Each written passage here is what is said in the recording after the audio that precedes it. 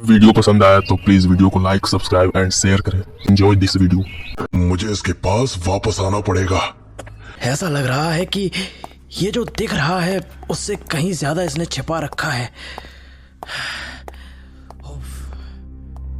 रुद्र एक रिसर्चर था, इसलिए उसे ये केस काफी अट्रैक्ट कर रहा था। वो ये सोचकर उस पागल के पास गया था कि उसे कुछ सवालों के जवाब मिलेंगे, लेकिन इस मुलाकात ने उसे पहले से भी ज्यादा उलझा कर रख दिया। और वहीं इस सारी कश्मकश से दूर जेनिफर और सौम्या दोनों समंदर के किनारे बैठी हुई थी। उनके साथ वो बूढ़े बाबा भी थे, जिनके बारे में जेनी ने सौम्या को बताया था। ये गांव कभी ढंग से आबाद नहीं हो पाया बेटा, क्योंकि इस गांव पर बद्दुआओं का साया है। अक्सर बुरी ताकतें इस गांव के ऊपर मंडराया करती हैं। वो कैसे? यही कोई 150 साल पहले की बात होगी। पूरे देश में फिरंगियों का राज था। एक बार कुछ बागियों को ढूंढते हुए अंग्रेज फौज गांव में आई, मगर बेटा किसी भी गांव वाले ने बागियों के बारे में नहीं बताया अंग्रेजों को। और जब किसी ने नहीं बताया तो फौज के सिपाहियों ने एक छोटी बच्ची को लेकर दीवार में चुनवा दिया।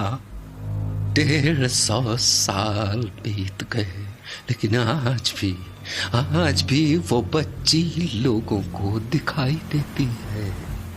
कभी किसी पुरानी इमारत की खिड़की से झांकती हुई, तो कभी कब्रिस्तान में घूमती हुई, और कभी कभी तो उसकी रोने की आवाजें सुनाई देती हैं।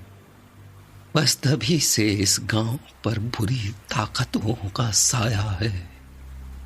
लेकिन ऐसा कैसे मुमकिन है? 150 साल तो बड़ा वक्त होता है। It's not possible, it must be imagination. तुम शहर से हो ना, इसलिए नहीं मानती।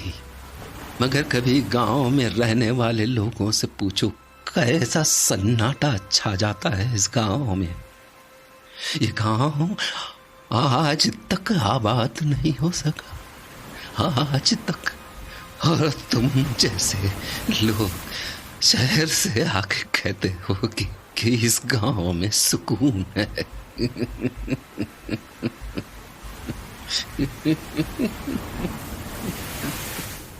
शांति है। मगर ध्यान रखना बेटा, शांति और सन्नाटे में फर्क होता है। फर्क होता है शांति और सन्नाटे में। बाबा, आप सौम्या को डरा देंगे। ये पहली बार तो इस गांव में आई है। आपकी कहानियां सुनकर तो ये अभी की अभी यहाँ से चली जाएगी। अरे नहीं jenny, it's not like that. मुझे तो एक्चुअली ये स्टोरीज बहुत ही इंटरेस्टिंग लग रही हैं।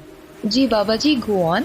मैंने कहा था ना बेटा, तुम शहर से आए लोगों को हमेशा हर चीज इंटरेस्टिंग लगती है, लेकिन भगवान न करे बेटा कि कभी तुम्हारा सामना इन चीजों से हो। मेरी उम्र कोई 100 साल से ज्यादा होगी। आप 100 साल से ज्यादा उम्र के हो। तुम्हें मेरी बातों पर यकीन नहीं हो रहा है? नहीं, आप बताइए प्लीज। I was shocked. मैं दावे के साथ कह सकता हूँ कि इस गांव पर बुरी ताकतों का साया है। उसी लड़की को दीवार में जिंदा चुनवा देने के बाद यहाँ अक्सर ऐसी बातें हुई जिनका किसी के पास कोई जवाब नहीं है। कोई जवाब नहीं है। आज से 40 साल पहले यहाँ के रेलवे स्टेशन पर ऐसी गाड़ी आके खड़ी हो गई जिसका न कोई आता न कोई पता। पूरी गाड़ी में सवारी तो छोड़ो, ड्राइवर का तक पता नहीं था। पुलिस वालों ने बहुत कोशिश की, छानबीन की, पड़ताल की, लेकिन कुछ पता नहीं चला।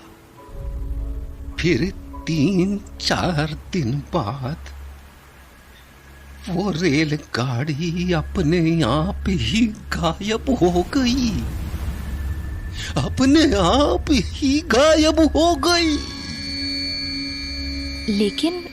लेकिन एकदम से कहाँ गायब हो गई वो रेलगाड़ी? जहां से आया था वहीं गायब हो गया। मेरी बच्ची, मैं कह रहा हूं कि इस गांव पर बुरी ताकतों का साया है। पता है, मुझे कभी कभी तो लगता है कि इस गांव की जमीन में कोई चुंबक जैसी चीज गड़ी है, जो बार बार बुरी ताकतों को अपने पास खींचती है, अपने पास खींचती है। बाबा, अब हमें घर जाना है, लेट हो रहे हैं। ठीक है बच्चों, मैं भी चलता हूँ।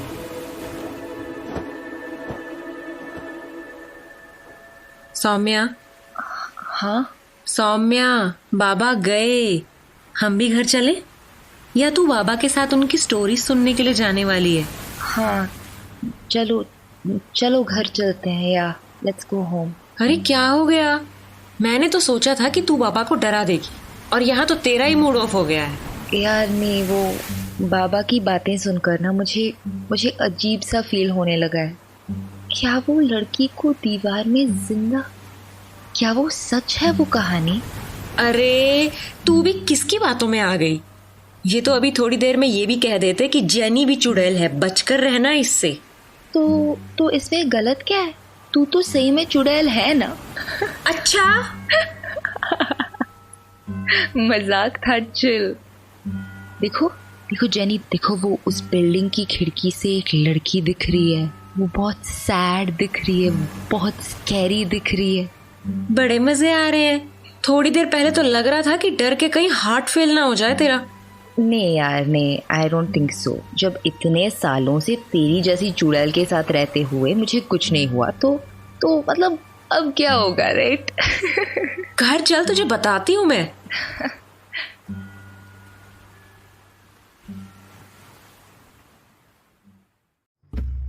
जेनी के गांव वाले घर पर सौम्या की यह पहली रात थी। दिन में उस गांव का सुकून रात होते ही डरावने सन्नाटे में बदल चुका था। रात काफी हो चुकी थी। जेनी नींद के आगोश में थी, लेकिन सौम्या की आंखों से नींद जैसे गायब हो चुकी थी। उसे रह रहकर उस बूढ़े बाबा की बातें याद आ रही थी, और तभी उसे खिड़की से बाहर कुछ दिखाई दिया। वो क्या है? ऐसा लग रहा है कि मैंने अभी वहां नीचे किसी को देखा था। क्या था वो इतनी रात को? कहीं उस बाबा की कहानियां सच तो नहीं है? ओह माय गॉड, मैं जेनी को उठाऊं क्या? नहीं, I should handle this on my own. मुझे खुद देखना चाहिए। I'll go।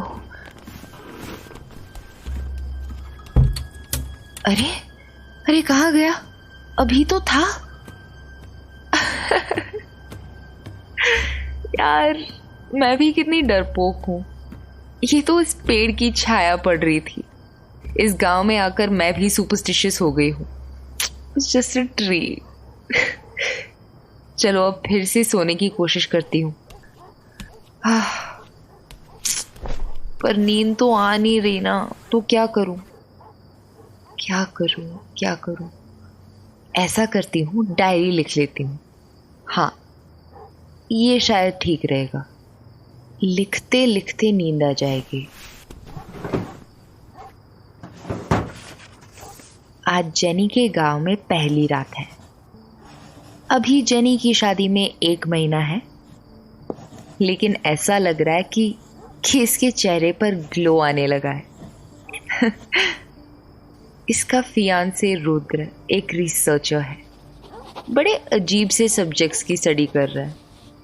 ये गांव जहां अभी मैं हूं, ये भी बड़ा अजीब है। अच्छे भले इंसान को कंफ्यूजन में डाल दे। जेनी की मामी ने बताया था कि जेनी को नींद में चलने की बीमारी है। इसके पापा वो भी इसी तरह से नींद में उठकर कहीं चले जाते थे। यहाँ तक कि वो कई बार दरवाज़ा खोलकर बाहर समंदर के पास तक चले जाते थे। कई बार गांव के लोगों ने उन्हें वापस घर तक पहुंचाया था। जेनी की मामी ने मुझे इसका ध्यान रखने के लिए कहा। हम लोग अभी फर्स्ट फ्लोर के रूम में हैं और ये महारानी तो जैसे घोड़े बेच के सो रही है, इसलिए मुझे लगता नहीं है कि कोई प्रॉब्लम होनी चाहिए। वैसे सोते वक्त भी इसका चेहरा बड़ा क्यूट सा लग रहा है। अब नींद आने लगी है, सोती हूँ।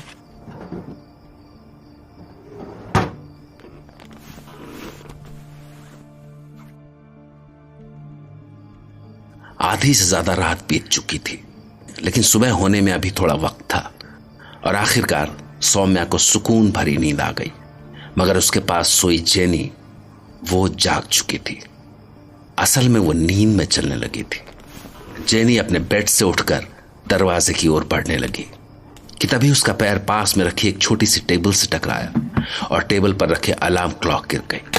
मगर जेनी पर इसका कोई असर नहीं पड़ा और वो रूम से बाहर जाने लगी। लेकिन तभी अचानक सौम्या की नींद खुल गई। जेनी, जेनी कहाँ है? जेनी, अरे वो तो रूम से बाहर जा रही है। जेनी रुक, जेनी गो टू बेड या। हाँ क्या? हाँ इधर आ जाओ, इधर आओ, कम हियर। हाँ इधर लेट जाओ। हे भगवान, क्या था ये? मेरी तो डर के मारे हालत खराब हो गई थी। और अगर मेरी नींद नहीं खुलती तो आई डोंट नो यार। आज की रात कितनी अजीब है। उस बाबा की ना, छह, उसी ने ये सब डरावनी कहानियां सुनाई थी। उन्हीं का असर है ये सब। अब मैं सोने जा रही हूँ। जेनी प्लीज अब मुझे डिस्टर्ब मत करना। I am so sleepy, just go to sleep. Good night. आखिरकार इस गांव में सौम्या की पहली रात बीत चुकी थी। दोपहर के वक्त सौम्या और जेनी फिर से समंदर के पास पहुंच गए थे और बूढ़े बाबा वो तो जैसे उनके आने का ही इंतजार कर रहे थे। लेकिन बाबा के कुछ बोलने से पहले ही जेनी बोल पड़ी। बाबा, आप इस बार अपनी कहानियां मत सुनाइएगा। पता है ये कल रात को ढंग से सो भी नहीं पाई थी। जेनी क्या कर रही है तू? Nothing like that. ठीक ही तो कह रही हूँ। हाँ बेटी, वैसे ठीक ही कह रहे हो तुम लोग, गलत नहीं कह रहे। मैं अक्सर ज्यादा बोल जाता हूँ। हाँ ज्यादा बोल जाता हूँ। और अब What अब क्या? अब मेरे पास ज्यादा वक्त कहाँ बचा है। नहीं बचा है ज्यादा वक्त। ज्यादा वक्त नहीं है? कुछ हुआ? क्या हुआ? उम्र हो गई है ना मेरी, उम्र हो गई। मेरी कहानियां, मेरी सारी कहानियां मेरे साथ चली जाएगी। क्योंकि बुरा वक्त आने वाला है, बहुत बुरा वक्त। बाबा, आपने फिर से वही कहानियां शुरू कर दी। सौम्या तू चल यहाँ से। अरे रुक ना, पूरी बात तो सुनने दे। बाबा, कौन से बुरे वक्त की बात कर रहे हो आप?